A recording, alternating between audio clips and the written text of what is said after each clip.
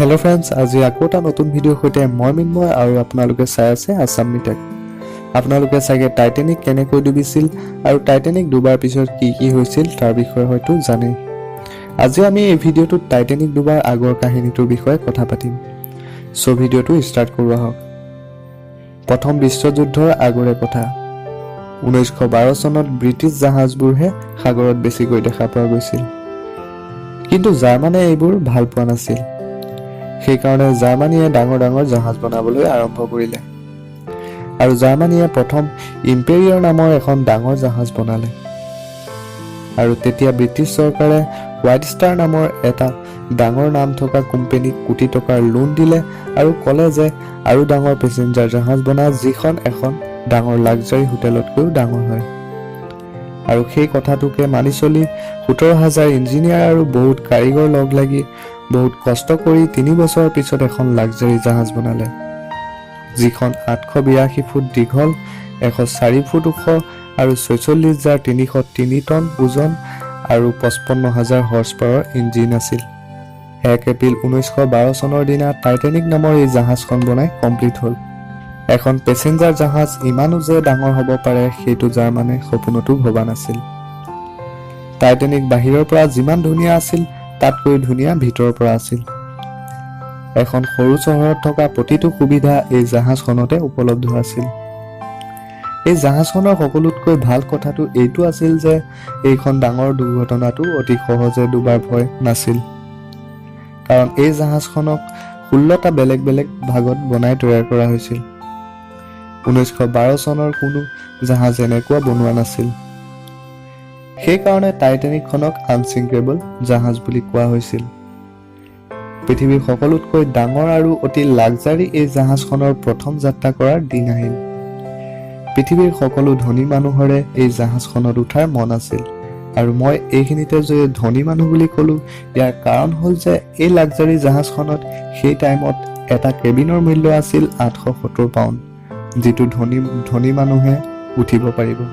জাহাজখনৰ প্ৰথম যাত্ৰাতে VIP মানুহৰ লিষ্ট দেখি হোৱাইট ষ্টাৰ কোম্পানীৰ মালিক ব্ৰুচ আইজাৰমেনে সেই VIP অতিথিসকলক শুশ্ৰূষা কৰিবলৈ নিজেই সেই জাহাজখনত যাত্ৰা কৰিবলৈ বুলি ওলাল। 10 এপ্ৰিল 1912 চনৰ দুপৰীয়া সময়ত টাইটেনিক ব্ৰিটেইনৰ পৰা চাউথেম্পটন বন্দৰৰ পৰা দীঘলীয়া যাত্ৰাৰ কাৰণে বুলি গ'ল। জাহাজখনৰ কেপ্টেইন এডৱাৰ্ড স্মিথেও বহুত উৎসাহিত হৈ আছিল, কাৰণ এই যাত্ৰাটো তেওঁৰ লাষ্ট যাত্ৰা আছিল, কাৰণ ইয়াৰ পিছতে তেওঁ ৰিটায়াৰ্ড হোৱাৰ কথা আছিল। টাইটেনিক 42 কিলোমিটাৰ/আৱাৰ স্পীডেৰে গৈ সন্ধিয়া ফ্ৰান্স পালেগৈ, আৰু ফ্ৰান্সৰ পৰাও কেইজনমান VIP মানুহক লৈ আইলেণ্ডৰ মেণ্টম বন্দৰ পালেগৈ। আৰু শেষত এই জাহাজখনে সেই আইলেণ্ডটোৰ পৰা আমেৰিকাৰ নিউয়ৰ্ক চহৰলৈ বুলি ৰাওনা হ'ল।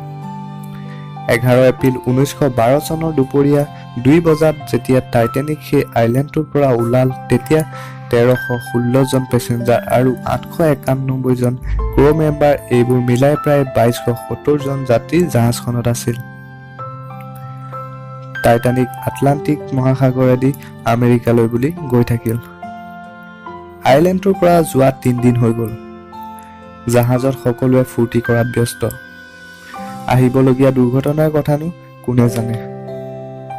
14 এপ্ৰিল 1912 চনৰ ৰাতিপুৱা 9 বজাত জাহাজখনত এটা খবৰ আহিল যে কেপ্টেইন, আমি আপোনাৰ পশ্চিম ফালে কিছু দূৰত যাত্ৰা কৰি আছো। 42 ডিগ্ৰী নৰ্থ লংটিটিউড আৰু 50 ডিগ্ৰী ৱেষ্ট লেটিটিউডত আমি কিছুমান বৰফৰ টুকুৰা অৰ্থাৎ বৰফৰ পাহাৰ আমি দেখা পাইছো। কিন্তু এই খবৰটোক হেৰল্ড ব্ৰাইডে আওকাণ কৰিলে, কাৰণ তেওঁলোকৰ VIP মেম্বাৰবোৰক খোজ ৰখাটো বেছি ইম্পৰ্টেণ্ট বুলি ভাবিলে। গধূলি সময় হ'ল হাড় কঁপি যোৱা ঠাণ্ডা, আৰু সাগৰৰ পানীবোৰ বৰফতকৈও ঠাণ্ডা।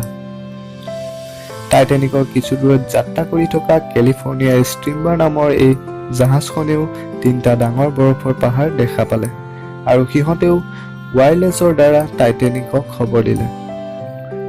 আৰু এইটো টাইমতে টাইটেনিকে ৰাস্তা চেঞ্জ কৰিব লাগিছিল, কিন্তু এইটো নকৰিলে, আৰু লাহে লাহে জাহাজখন সেই বৰফৰ ডাঙৰ টুকুৰাবোৰৰ ওচৰত গৈ থাকিল। কিছু সময়ৰ পাছত কেপ্টেইন এডৱাৰ্ড স্মিথে কিবা দেখা পোৱাৰ দৰে পালে আৰু তেওঁ ফ্ৰেডৰিক ফ্লিপ নামৰ এজন ক্ৰু মেম্বাৰক জাহাজৰ ওপৰত পঠাই দূৰবীনেৰে সকলো পৰীক্ষণ কৰিবলৈ ক'লে। ফ্লিপে টাইটেনিকৰ ৰাস্তাত এটা ডাঙৰ বৰফৰ টুকুৰা দেখা পালে। ফ্লিপে অলপো নৰৈ জাহাজখনৰ ৰাস্তা চেঞ্জ কৰিবলৈ ক'লে আৰু জাহাজখনৰ সেই টুকুৰাটোৰ পৰা ফ্ৰণ্ট ছাইডটো বাছিল, কিন্তু বাওঁফালে খুন্দা খালে আৰু এই টুকুৰাটোৰ জাতকা কিছুমানে গম পালে আৰু বহুতেই একোৱে গম নাপালে। আৰু কিছু সময়ৰ পাছত ফ্লিপে দেখা পালে যে টাইটেনিকৰ বাওঁফালে তলত 300 ফুট ডাঙৰ এটা বিন্ধা হৈ গ'ল। কিন্তু এতিয়াও বহুত পেছেঞ্জাৰে এই কথা নাজানি ফূৰ্তি কৰাত ব্যস্ত থাকিল। যাত্ৰীবোৰে তেতিয়াহে গম পালে যেতিয়া টাইটেনিকে ব্ৰেক ধৰিল। সকলো পেছেঞ্জাৰ এটা ছাইডত জমা হ'বলৈ ধৰিলে। টাইটেনিকৰ এটা ছাইড পানীৰ তলত লাহে লাহে ডুবিবলৈ ধৰিলে। কেপ্টেইন স্মিথে চাৰিওফালে সহায়ৰ কাৰণে ৱায়াৰলেছৰ দ্বাৰা খবৰ পঠিয়ালে। কৰ্ডেটিয়া নামৰ আৰু এখন ব্ৰিটিছ জাহাজ তাৰ পৰা 93 কিলোমিটাৰ দূৰত আছিল। যেতিয়া সিহঁতে এই খবৰটো পালে তেতিয়া সিহঁতে ধেমালি বুলি ভাবিলে যে আনচিংকেবল বুলি কোৱা টাইটেনিকো ডুবিব পাৰেনে। আৰু আকৌ কেপ্টেইনে সেই আকৌ একে খবৰটোকে পঠিয়ালে। তাৰ পিছতে সিহঁতে ক'লে যে আমি গৈ আছো, কিন্তু 93 কিলোমিটাৰ দূৰৰ পৰা সিহঁত সহায় কৰিবলৈ অহালৈকে টাইটেনিক জানো ৰখি থাকিব। এই খুন্দাটো 14 এপ্ৰিলৰ ৰাতি 11:40 বজাত হৈছিল আৰু এতিয়াতো 12:30 বাজিব হ'ল। জাহাজৰ কিছুমান মানুহক সৰু নাৱেৰে পঠিয়াই দিলে, কিন্তু এতিয়াও বহুত মানুহ ভিতৰতে আছে, কাৰণ ইমান লাইফ বোট নাছিল যে সকলোকে পঠিয়াব পাৰে।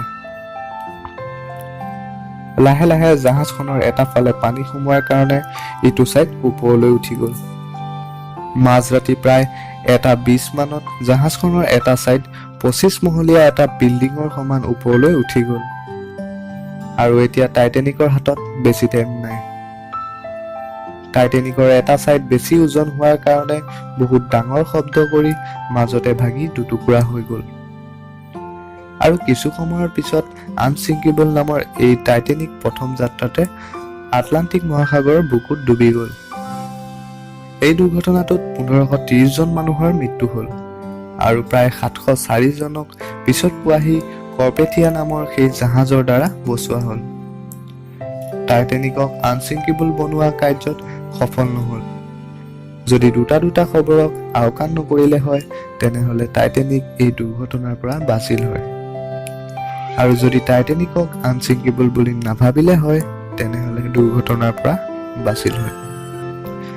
আৰু আজিৰ ভিডিঅ'টো ইমানেই আছিল, আৰু যদি আপোনালোকে এই ভিডিঅ'টো চাই কিবা ভাল পালে তেনেহ'লে আমাৰ এই চেনেলটো ছাবস্ক্ৰাইব কৰিব, যাতে ভৱিষ্যতে এনেকুৱা নতুন নতুন ভিডিঅ' সদায় পাই থাকে, আৰু ওচৰতে থকা ঘণ্টা আইকনটো প্ৰেছ কৰিবলৈ একেবাৰে নাপাহৰিব। Thank you, bye bye, take care.